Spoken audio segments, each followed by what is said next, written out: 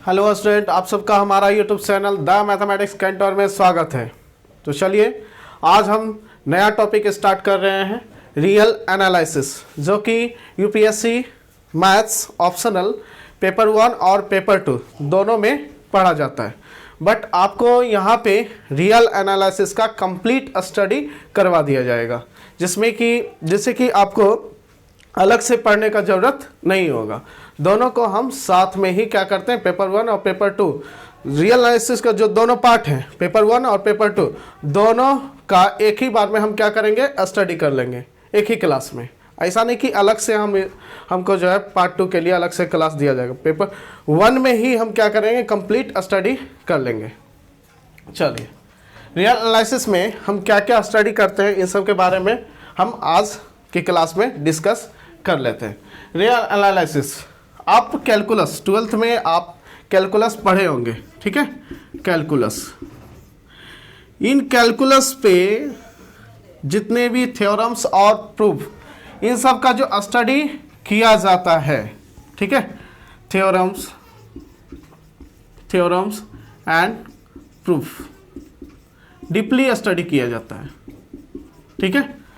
तो दोनों मिला के ही क्या बनता है, रियल एनालिसिस बनता है, ठीक है। हम क्या करते हैं, कैलकुलस पे क्या करते हैं, एनालिसिस करते हैं।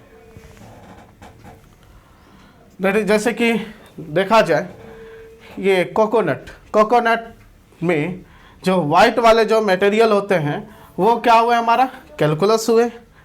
और उनके ऊपर का जो कवर होता है, ठीक है, दोनों मिलकर हमारा क्या बनाता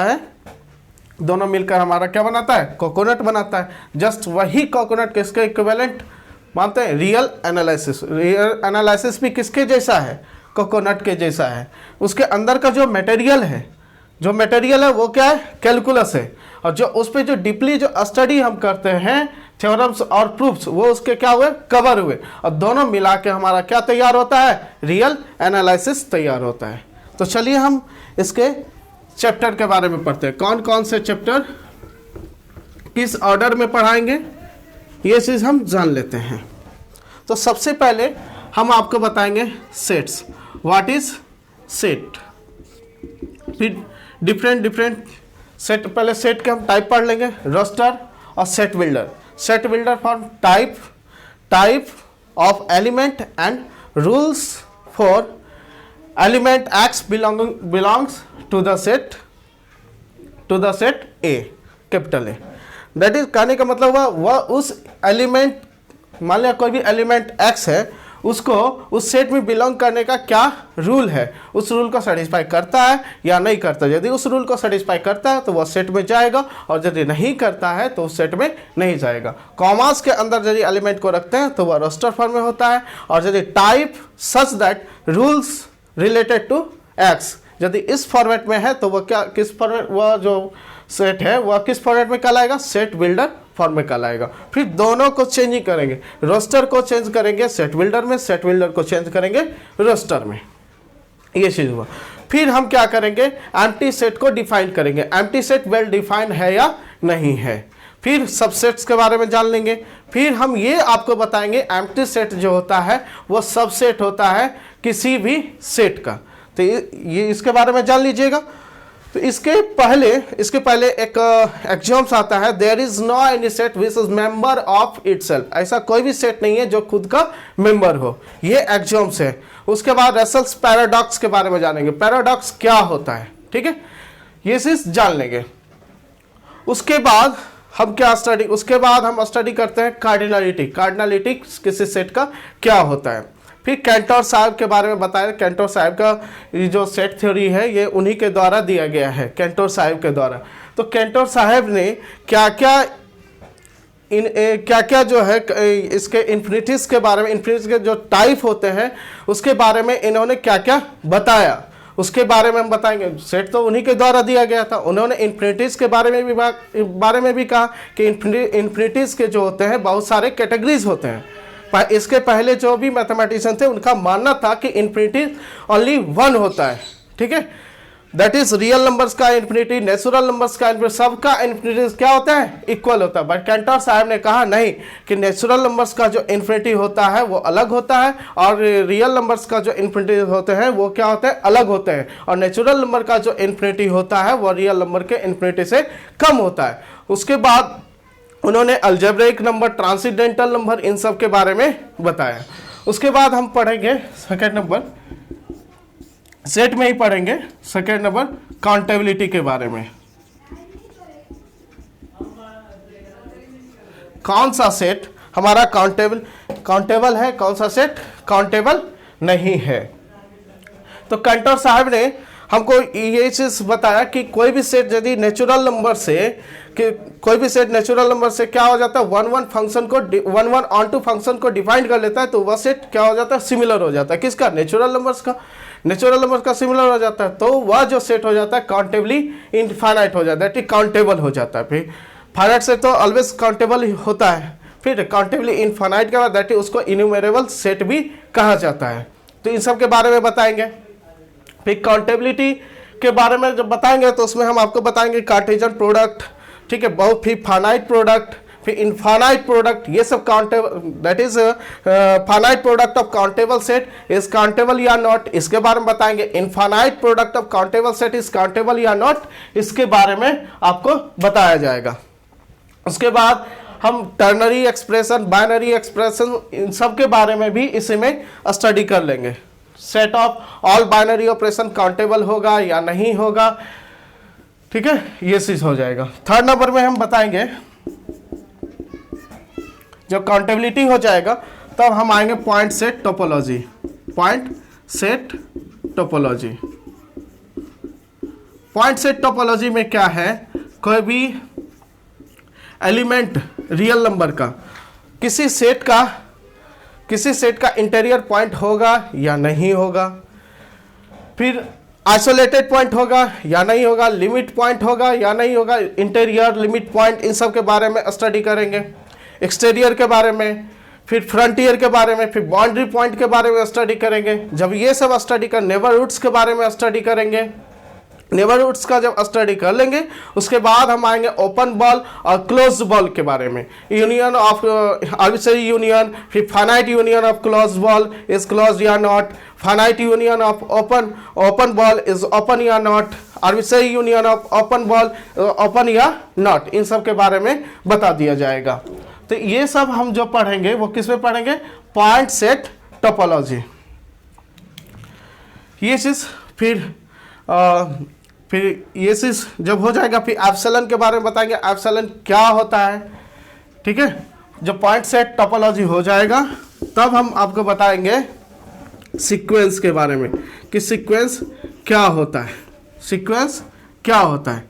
जब सीक्वेंस के बारे में जान लेंगे, फिर इसी में सीक्वेंस में हम क्या पढ़ेंगे, लिमिट इंफेरियर,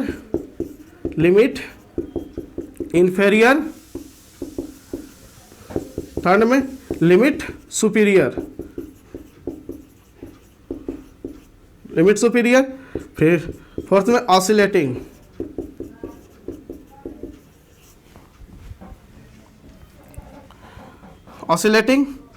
और फिफ्थ में लिमिट ऑफ सीक्वेंस। 6 नंबर में पढ़ेंगे convergence and divergence of sequence.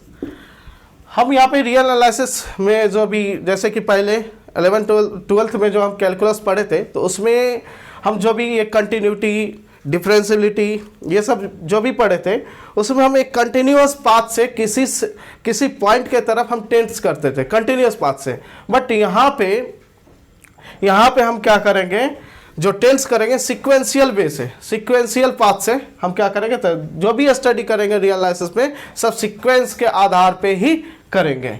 तो इसमें हम सबसे पहले जानेंगे सीक्वेंस क्या होता है, सीक्वेंस के बारे में जानेंगे, फिर लिमिट पॉइंट ऑफ सीक्वेंस के बारे में जानेंगे, उसके बाद limit inferior, limit superior, oscillating, limit of sequence, convergence and divergence of sequence, और ये जो कॉम्पैक्टनेस और कनेक्टेडनेस, ये सब हम आपको बता देंगे पॉइंट सेट टोपोलॉजी में ही।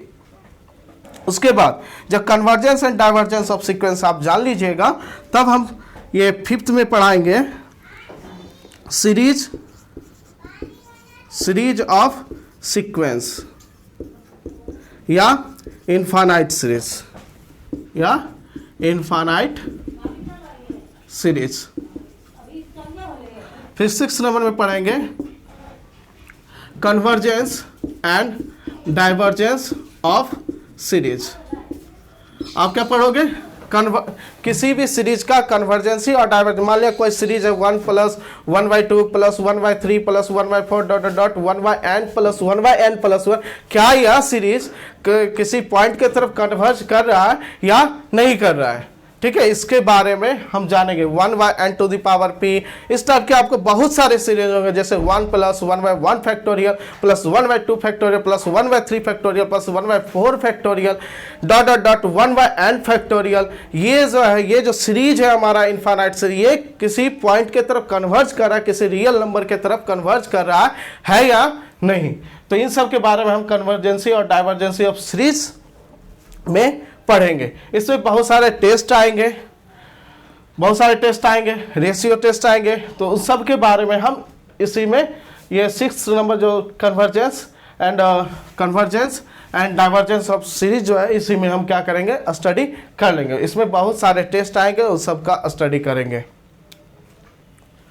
उसके बाद हम आपको बताएंगे functions and its properties. Function और प्रॉपर्टीज, दैट इज फंक्शंस के बारे में फंक्शन का डेफिनेशन देंगे, डोमेन, रेंज, बहुत सारे फंक्शंस का डोमेन और रेंज कैसे निकालते हैं, इन सब के बारे में बता दिया जाएगा। जब इन सब के बारे में जान लोगे, फिर टाइप्स ऑफ फंक्शन पढ़ोगे। टाइप्स ऑफ फंक्शन में आपका अलजेब्रिक फंक्शन क्या होता है, ट्रांसेंडेंटल फंक्शन क्या होता है, फिर अलजेब्रिक फंक्शन का जो type, algebraic function, transcendental function. Algebraic function का जो टाइप होते हैं, रेशनल, इरेशनल। रेशनल में आपका पॉलिनोमियल आ गया, ठीक है। तो इस तरह से जो भी टाइप होता है। फिर ट्रांसेंडेंटल में आपका आ गया sine, cos, log, inverse, trigonometric function, ये सब किस में आ गए? आपका ट्रांसेंडेंटल। फिर हम पीस वाइज फंक्शन के बारे में, पीस वाइज में आपका कौन कौन आएगा? Greatest integer function, least integer function, fractional part function, इस तरह का जो भी फंक्शन। मॉडुलस तो अलजेब्रिक में ही आ जाएगा, ठीक है, मॉडुलस अलजेब्रिक में आ जाएगा। तो और इस तरह से जो पीस वाइज फंक्शन होंगे, इस सब का हम स्टडी कर लेंगे। किसमें? फंक्शंस एंड इट्स प्रॉपर्टीज में। उसके बाद हम मैपिंग के अकॉर्डिंग हम क्या करेंगे? फंक्शंस का डिवीजन करेंगे। क्या करेंगे? फंक्शंस का डिवीजन करेंगे। 1-1 मैप, ऑन-टू मैप। 1-1 को हम इंजेक्टिव भी बोलते हैं, ऑन-टू को हम सर्जेक्टिव भी बोलते हैं। फिर दोनों को मिलाएंगे, 1-1 ऑन-टू बताएंगे, फिर मेनी 1 के बारे में बताएंगे, फिर मेनी 1 ऑन-टू के बारे में बताएंगे। जब ये सब के बारे में जान लेंगे, फिर हम फंक्शंस का काउंटिंग करेंगे। That is number of functions कितने होंगे from A to B, that is number of function defined from A to B कितने होंगे। फिर नंबर ऑफ 1-1 फंक्शंस कितने होंगे, नंबर ऑफ ऑन-टू फंक्शंस कितने होंगे। जब इन सब के बारे में बता दिया, फिर even function, odd function, even odd के बारे में, फिर पीरियोडिसिटी, इसके पीरियड के बारे में जानेंगे कि ये कोई फंक्शन पीरियोडिक है या नहीं है। दैट इज पीरियोडिक होने के लिए मान लिया कोई अल्फा जो कि नॉन जीरो रियल नंबर है, कोई ऐसा अल्फा मिल जाए जिसके लिए f(x + अल्फा = f(x) हो जाता है, तो वो क्या हो जाता है? पीरियोडिक हो जाता है। तो फिर हम ये बताएंगे पीरियड का जो सम, मान लिया 2 पीरियोडिक फंक्शन है, एक f(x) है और एक g(x) है। ये दोनों, मान लिया जब दोनों फंक्शन हमारा क्या पीरियोडिक है, क्या दोनों का सम पीरियोडिक होगा या नहीं होगा। फिर हम ये बताएंगे, मान लिया एक फंक्शन पीरियोडिक नहीं है, दूसरा फंक्शन पीरियोडिक है, क्या दोनों का सम पीरियोडिक होता है या नहीं होता है। फिर दोनों, अब हमारे पास क्या होगा? 2 फंक्शन होगा, दोनों क्या होंगे? नॉन पीरियोडिक होंगे, क्या दोनों का सम पीरियोडिक होता है या नहीं होता। फिर फंडामेंटल पीरियड के बारे में बताएंगे, फंडामेंटल पीरियड क्या होता है। तो कोई फंक्शन मान लिया इसके पास फंडामेंटल पीरियड है, ये एक और फंक्शन है इसके पास फंडामेंटल पीरियड है, बट दोनों का यदि सम करते हैं, क्या इन दोनों के पास फंडामेंटल पीरियड है या नहीं है। जैसे कि एग्जाम्पल साइन एक्स क्या है? पीरियोडिक फंक्शन है। साइन एक्स का जो फंडामेंटल पीरियड होता है वो क्या होता है? 2π होता है। फ्रैक्शनल पार्ट का पीरियड जो होता है, फ्रैक्शनल पार्ट भी क्या होता है? पीरियोडिक होता है। तो फ्रैक्शनल पार्ट जो होता है उसके पास जो फंडामेंटल पीरियड होते हैं वो क्या होते हैं? 1 होते हैं। तो 1 जो है, ये जो 2π है, तो पीरियड कहने का मतलब क्या हुआ कि एक समय जो है दोनों का यदि सम करें तो दोनों का जो पीरियड है, ये मान लिया ये 2 पाई के मल्टीपल में क्या होता है फिर रिपीट करता है, और ये क्या होता है 1 के मल्टीपल में रिपीट करता है। जब दोनों का सम करेंगे तो दोनों का सम जो होगा पीरियोडिक कब होगा, जब दोनों एक साथ क्या करें, रिपीट करें। तो 2 पाई जो होगा 2 पाई 1 जो है कभी भी 2 पाई का मल्टीपल होगा, कभी नहीं होगा, ठीक है। 1 प्लस 1 प्लस 1 इस तरह जब भी करोगे तो क्या होगा, जब भी आएगा तो नेचुरल नंबर आएगा, है ना, क्या आएगा, नेचुरल नंबर। और 2 पाई जब भी 2 पाई क्या इरेशनल है तो 2n पाई के टर्म में आएगा, तो कभी भी नेचुरल नंबर 2n पाई के इक्वल होगा, कभी नहीं होगा, क्योंकि इरेशनल है। ये क्या ये जो इरेशनल है और ये क्या है रेशनल, दोनों का कैसे इक्वल हो जाएगा, नहीं होगा। तो दोनों का सम किए साइन एक्स और फ्रैक्शन पार्ट ऑफ एक्स, दोनों क्या थे, दोनों के पास फंडामेंटल पीरियड था, बट दोनों का जब सम किए थे तो इन सम के पास क्या हुआ, फंडामेंटल पीरियड नहीं हुआ। तो इन सब के बारे में जानेंगे। फिर जानेंगे कोई भी सेट है, ठीक है, कोई भी फंक्शन है, इन फंक्शंस का जो पीरियड है उसका एक सेट बनाएंगे, सेट ऑफ पीरियड्स। उसके बाद वह सेट जब बनाएंगे तो ये देखेंगे कि क्या वह सेट जो है डेंस है या नहीं। यदि उसके पास वह यदि सेट किसी सेट में डेंस हो, मान लिया रियल नंबर में क्या हो जाता है, डेंस हो जाता है। जब डेंस हो जाता है तो हम ये चीज़ बताएंगे कि वह जो फंक्शन होगा क्या होगा, डेंस होने पे क्या होता है, ठीक है।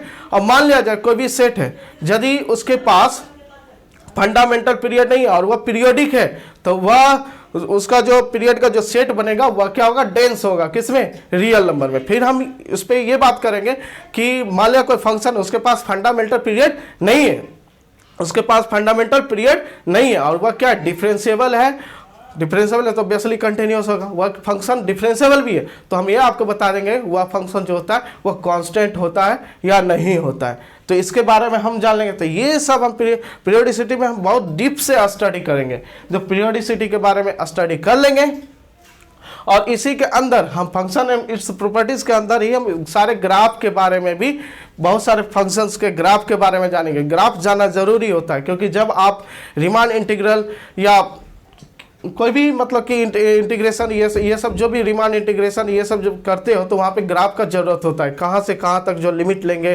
कहाँ पे डिफरेंशिएबल है, कहाँ पे वो कंटिन्यूअस है, कहाँ पे ब्रेक हो रहा है। तो ये सब का हमको क्या करना पड़ता है, ध्यान देना पड़ता है। तो ये सब के बारे में बताएंगे। फिर आएंगे मोनोटोनिसिटी। पहले हम जान लेंगे बॉन्डेड के बारे में। बॉन्डेड, कोई भी फंक्शन हमारा बॉन्डेड कब होता है, फंक्शन बॉन्डेड है या नहीं है। उसके बाद डिफरेंट टाइप ऑफ फंक्शन देंगे, फिर फंक्शंस के बॉन्डेड के बारे में जानेंगे, क्या ये फंक्शन बॉन्डेड है या नहीं। सीक्वेंस के बेसिस पे भी हम क्या करेंगे, स्टडी करेंगे। फिर उसके बाद हम जानेंगे मोनोटोनिसिटी।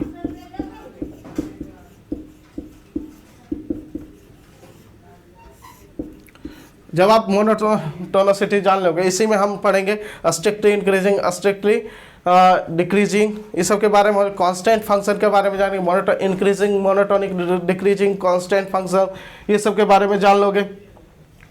सीक्वेंसिव वे में भी पढ़ेंगे। उसके बाद जब मोनोटोनिसिटी जान जाओगे फिर हम पढ़ेंगे लिमिट। लिमिट के बारे में जानेंगे। फिर कंटिन्यूटी, कंटिन्यूटी के बारे में पढ़ेंगे। फिर हम डिफरेंशियबिलिटी के बारे में बताएंगे, कोई भी फंक्शंस किसी पॉइंट पे डिफरेंशिएबल है या नहीं है, differentiability.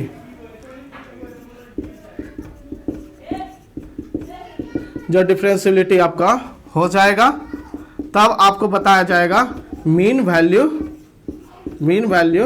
Theorem. Mean value theorem जैसे रॉल्स थ्योरम हो गया, लैग्रांजेस थ्योरम हो गया, कॉची मीन वैल्यू थ्योरम। उसके बाद इसके एप्लीकेशन के बारे में पढ़ेंगे, बहुत सारे एप्लीकेशन होंगे, उन सब के बारे में स्टडी करेंगे। फिर आप पढ़िएगा टेलर सीरीज। टेलर सीरीज में आपका मैक्लॉरिन सीरीज भी होगा, मैक्लॉरिन सीरीज। फिर इसमें लैग्रांजेस भी आएगा, कॉची भी आएगा, सबका सीरीज के बारे में हम लैग्रांज रिमाइंडर क्या होता है, कॉचीज रिमाइंडर क्या होता है, इन सब के बारे में हम इसी में स्टडी कर लेंगे, टेलर सीरीज और मैक्लॉरिन सीरीज। उसके बाद बहुत सारे फंक्शंस को हम क्या करेंगे, सीरीज में कन्वर्ट करेंगे। साइन एक्स को हम क्या करेंगे, X plus X cube by factor X plus X cube by factorial 3 plus X to the power 5 by factorial 5, इस तरह से हम उसको क्या करेंगे, सीरीज में कन्वर्ट कर देंगे। फिर cos x tan x जितने भी ट्रिगोनोमेट्रिक फंक्शंस हैं सबका सीरीज के बारे में जानेंगे, इनवर्स ट्रिगोनोमेट्रिक फंक्शंस के सीरीज के बारे में जानेंगे, फिर लॉगरिथम्स, एक्सपोनेंशियल, इन सब के सीरीज के बारे में आप स्टडी करोगे।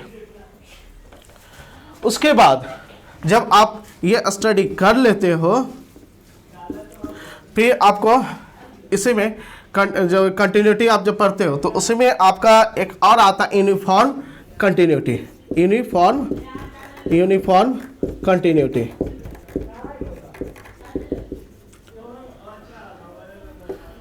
यूनिफॉर्म कंटिन्यूटी, फिर आता है लैपलेस कांस्टेंट, ये जो लैपलेस कांस्टेंट ये सब आते हैं।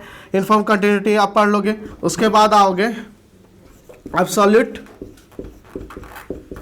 कंटिन्यूटी,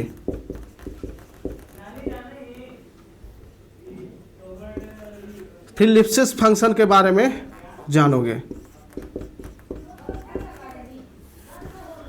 एब्सोल्यूट कंटिन्यूटी, ये मैक्लॉरिन सीरीज के बाद हम आपको बताएंगे यूनिफॉर्म कंटिन्यूटी क्या होता है। कोई फंक्शंस आपको दे दिए जाए, कोई फंक्शन आपको दे दिए गए तो आपको चेक किया जाए क्या ये फंक्शंस इस इंटरवल पे यूनिफॉर्म कंटिन्यूटी, ये जो यूनिफॉर्म कंटिन्यूटी है ये पॉइंट बेसिस नहीं है, ये आपका जो है डोमेन बेसिस है। किसी डोमेन पे आपको चेक करना होगा कि इस डोमेन पे वह फंक्शन यूनिफॉर्म कंटिन्यूटी है या नहीं। आप जो पहले कंटिन्यूटी पढ़े तो ये जो आप पढ़े थे ये पॉइंट बेसिस पे किसी पॉइंट पे चेक करते थे, डिफरेंशियलिटी किसी पॉइंट पे चेक करते थे, बट आपको जो यूनिफॉर्म कंटिन्यूटी होगा ये आपको पूरी डोमेन में चेक करना होगा कि पूरी डोमेन पर ये यूनिफॉर्म है या नहीं, यूनिफॉर्म कंटिन्यूअस है या नहीं है। फिर उसके बारे में उसके बाद हम जो पढ़ेंगे एब्सोल्यूट कंटिन्यूटी के बारे में बताएंगे। फिर हम आपको बताएंगे लिप्सिस फंक्शन क्या होता है। लिप्सिस फंक्शन हम आपको जो लैप्लासियन के बारे में बताएंगे वो हम बताएंगे आपको ये सेकेंड वेरिएबल में, उसमें जाना जरूरी del square f by del x del y बराबर del square f by del Y del x, ठीक है। तो ये जो मतलब ऑपरेटर होता है इस तरह का ऑपरेटर, ठीक है, डेल एफ, इसी में हम लैप्लास के बारे में जानेंगे। तो पहले हम फर्स्ट ये जो अभी पढ़ रहे हैं ये सिंगल वेरिएबल, ये किस में पढ़ रहे हैं, single variable, functions of single variable. तो यहाँ पे uniform continuity, absolute continuity, Lipschitz function के बारे में जाने, लिप्सिस कांस्टेंट के बारे में जाने, फिर लिप्सिस कोई भी फंक्शन हमारा लिप्सिस फंक्शन है तो क्या वह यूनिफॉर्म कंटिन्यूअस होगा या नहीं होगा। फिर कोई भी फंक्शन हमारा लिप्सिस फंक्शन है तो क्या वह एब्सोल्यूट कंटिन्यूअस होगा या नहीं होगा। फिर एब्सोल्यूट, उसके बाद हम ये बताएंगे कोई फंक्शन डिफरेंशिएबल है और वह उसका जो डिफरेंशिएशन है वह बाउंडेड है तो वह फंक्शन लिप्सिस होगा या नहीं होगा। जो लिप्सिस होगा तो वह यूनिफॉर्म कंटिन्यूअस होगा या नहीं होगा। इन सब के बारे में आप स्टडी कर लोगे किसमें, लिप्सिस फंक्शन। और जो भी स्टडी करोगे सब सिक्वेंशियल बेसिस पे भी स्टडी करेंगे, सबको क्या करेंगे, सिक्वेंशियल बेसिस पे क्या करेंगे, स्टडी करेंगे। जब आपको लिप्सिस फंक्शंस के बारे में बता दिया जाएगा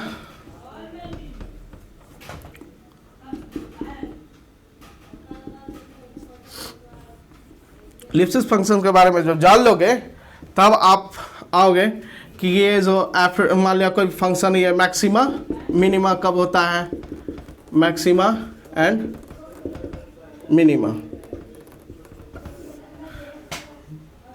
ये जो IVP, ठीक है, IVP ये सब के बारे में जो आप पढ़ोगे, ये सब के बारे में इंटरमीडिएट वैल्यू थ्योरम ये आपको यहीं पे पढ़ा दिया जाएगा IVP के बारे में, ठीक है। IVP के बारे में यहीं पे पढ़ लोगे। उसके बाद IVP का रिलेट करते हैं कनेक्टेड से कोई भी, फिर हम कॉम्पैक्टनेस, कोई फंक्शन जो है हमारा क्लोज इंटरवल पे क्या है, कंटिन्यूअस है तो उसका जो इमेज होगा कॉम्पैक्ट होगा या नहीं होगा, कनेक्टेड होगा या नहीं होगा, हम यहीं पे स्टडी कर लेंगे मीन वैल्यू थ्योरम के पहले ही। फिर हम मैक्सिमा मिनिमा वो डिफरेंशियल बेसिस पे हम स्टडी कर लेंगे। उसके बाद हम आपको बताएंगे, जब ये सारे हो जाएंगे तो हम आएंगे पॉइंट सीक्वेंस, ये सीक्वेंस ऑफ फंक्शंस के बारे में, सीक्वेंस ऑफ फंक्शन के बारे में जानेंगे। इसमें आपका जो कन्वर्जेंसी है वो दो टाइप का होगा, ठीक है। एक होगा पॉइंट वाइज कन्वर्जेंस और दूसरा होगा यूनिफॉर्म कन्वर्जेंस। ये कन्वर्ज यदि पॉइंट वाइज कन्वर्जेंस है तो वो कन्वर्ज होगा, जो उसका लिमिट होगा वो क्या कहलाएगा, पॉइंट वाइज लिमिट कहलाएगा, ठीक है, पॉइंट वाइज लिमिट। तो पॉइंट वाइज कन्वर्जेंस के बारे में जानेंगे, उसमें डाइवर्जेंस जो भी है सब आ जाएगा। यूनिफॉर्म कन्वर्जेंस, कोई फंक्शंस सीक्वेंस ऑफ फंक्शंस है वो हमारा यूनिफॉर्म कन्वर्जेंस है या नहीं है, उसके बारे में आपको बता दिया जाएगा।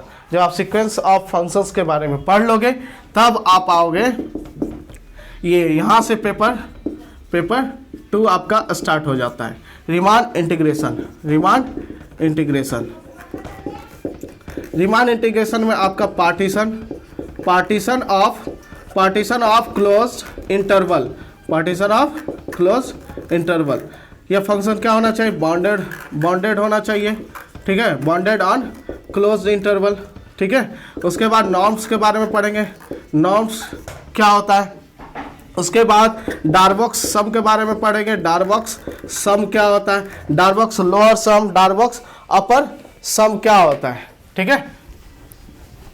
डार्बॉक्स लोअर सम, डार्बॉक्स अपर सम। फिर आप जानिएगा डार्बॉक्स लोअर सम। उसके बाद जानोगे आप डार्बॉक्स अपर सम के बारे में जानोगे। जब डार्बॉक्स अपर सम के बारे में जान लोगे तो आपको बताया जाएगा रीमान इंटीग्रेबिलिटी के लिए क्या कंडीशन होता है। Riemann integrability that is UPF minus LPF, वो क्या होना चाहिए, लेस देन एप्सिलॉन। यदि करें तो there exist a partition P या there exist del greater than 0 such that for all partition P log partition of A comma B such that all partition P belongs to partition of A closed interval A comma B for which norm of P less than del, ठीक है। जितने भी partition P होंगे किसका, close interval, जिसका norm जो है less than क्या होंगे, डेल होंगे, उन सब के लिए यूपीएफ माइनस एलपीएफ क्या हो जाए, लेस देन एप्सिलॉन। यदि हो जाए, एप्सिलॉन क्या, कोई भी पॉजिटिव नंबर है, पॉजिटिव रियल नंबर है, यदि ऐसा हो जाता है तो वह फंक्शन रीमान इंटीग्रेबल होगा। अन्यथा यदि ऐसा कोई भी डेल नहीं मिलता है, there doesn't exist del greater than 0, then that function is not Riemann integrable. तो रीमान इंटीग्रेबिलिटी के बारे में पढ़ोगे। फिर कोई फंक्शन कंटिन्यूअस होता है, कंटिन्यूअस देन रीमान इंटीग्रेबल होगा। फिर मोनोटोनिक होगा देन रीमान इंटीग्रेबल होगा। लिप्सिस होगा देन रीमान इंटीग्रेबल होगा, ठीक है। इन सब के बारे में, लिप्सिस के बारे में पढ़ लो। लिप्सिस होगा देन रीमान इंटीग्रेबल होगा। मोनोटोनिसिटी होगा देन रीमान इंटीग्रेबल होगा। काउंटेबिलिटी, उसके या तो ये मान लिया सेट ऑफ डिसकंटिन्यूटी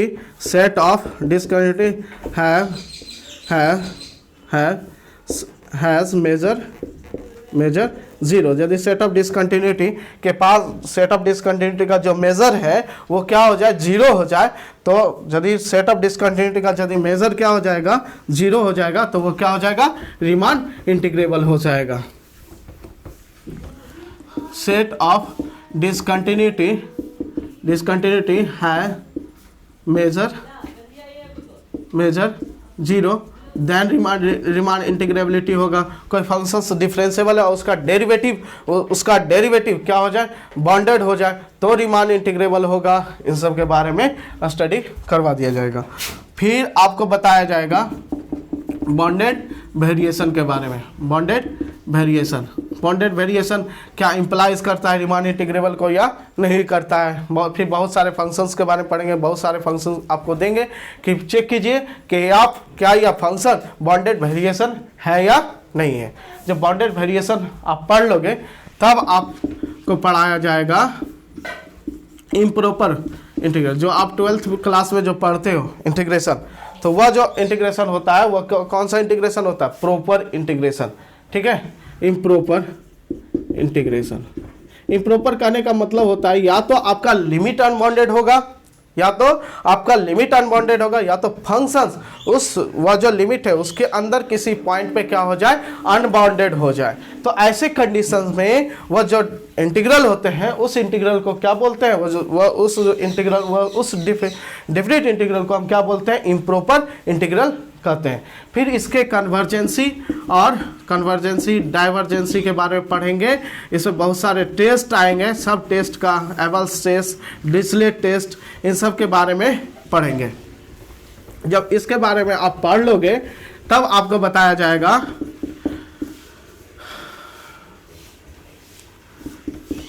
14 नंबर में आपको बताया जाएगा beta and gamma function, beta and gamma functions के बारे में।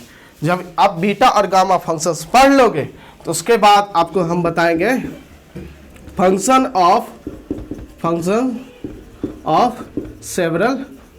Several variable. ठीक है, that is functions of 2 variable, functions of 3 variable, functions of 4 variable, functions of 5 variable, इन सब का बताएंगे। उसके बाद इन सब का कंटिन्यूटी के बारे में जानेंगे। इसमें सबसे पहले फंक्शंस का जब कंटिन्यूटी डिफरेंशियलिटी की बात हो तो सबसे पहले हम उसके पहले डोमेन के किसी पॉइंट, मान लिया डोमेन पे पहले चर्चा करते हैं कि कोई भी पॉइंट उस डोमेन का इंटीरियर होगा, उसके लिए क्या कंडीशन है। कोई भी पॉइंट उस डोमेन का लिमिट पॉइंट होगा, उसके लिए क्या कंडीशन है। ये बाउंड्री पॉइंट, फ्रंटियर पॉइंट, ये सब के बारे में जान लोगे। फिर उसका जो फंक्शन ऑफ सेवरल वेरिएबल जो डोमेन होगा उसके किसी पॉइंट का नेबरहुड कैसा होगा, ठीक है, उसके बारे में जानेंगे। नेबरहुड्स के बारे में जब जान लोगे फिर ओपन बॉल, ठीक है, सेवरल वेरिएबल में डोमेन का ओपन बॉल किस तरह, किसी पॉइंट का अराउंड जो ओपन बॉल होगा वह किस तरह का होगा। हो सकता है फंक्शन का जो डोमेन है वो आपका रियल नंबर ना होके आपका क्या हो जाए, 2 डायमेंशन में हो जाए, r² हो जाए, या 3 डायमेंशन में हो जाए, r³ हो जाए। ठीक है, उसके बाद या तो हो सकता है एन टपल के फॉर्मेट में भी हो। तो जिस फॉर्मेट में होगा उस फॉर्मेट में आप पढ़ोगे ना ओपन बॉल और क्लोज बॉल, तब ना आप कंटिन्यूटी और डिफरेंशियलिटी डिफाइन करोगे। उसके बाद ये चीज़ पढ़ लोगे। उसी में फिर हम आएंगे, ये जब आप पढ़ लीजिएगा तो इसमें इसके बहुत सारे प्रॉपर्टीज होंगे। इसमें सीक्वेंस भी पढ़ेंगे, सीक्वेंस भी आप पढ़िएगा। फिर ग्रेड के बारे में पढ़ेंगे, ग्रेड क्या होता है, कर्ल, डाइवर्जेंस, इन सब के बारे में भी आपको थोड़ा सा बता दिया, क्योंकि जो ये कर्ल डाइवर्जेंस है आपको वेक्टर कैलकुलस में बताया जाएगा। ग्रीन, गॉस, स्टोक्स, ये सब बताया जाएगा उसमें। ठीक है, उसके बाद इसका जो हम टेलर्स एक्सप्रेशन होता है, टेलर्स एक्सप्रेशन के बारे में बताएंगे। मैक्लॉरिन्स एक्सप्रेशन के सीरीज के बारे में भी आपको बता दिया जाएगा फंक्शंस ऑफ सेवरल वेरिएबल में। उसके बाद लास्ट में हम आपको इसके बहुत सारे 2-3 प्रॉपर्टीज होते हैं, ठीक है, उसके बारे में, जैसे del square F by del x del Y, ठीक है, बराबर del square F by del Y del X हो जाए। इसके इस पे जो कंडीशन होता है इन सब के बारे में आपको बताया जाएगा। फिर इम्प्लिसिट फंक्शन क्या होता है, एक्सप्लिसिट फंक्शन क्या होता है, इम्प्लिसिट फंक्शन थ्योरम के बारे में फिर आपको बताया जाएगा। इम्प्लिसिट फंक्शन थ्योरम, ठीक है, दैट इज IFP, इसके बारे में स्टडी करवा दिया जाएगा। तो आज तो हम क्या किए, ये सिलेबस, रियल एनालिसिस का जो सिलेबस था पेपर 1 और पेपर 2 दोनों के बारे में हमने क्या किया, डिस्कस कर लिया। कल से हम जो है सेट से कंटिन्यू करेंगे, ठीक है। तो आज का क्लास इतना ही, पढ़िए, कॉन्सेप्ट के साथ आगे बढ़िए। Thank you.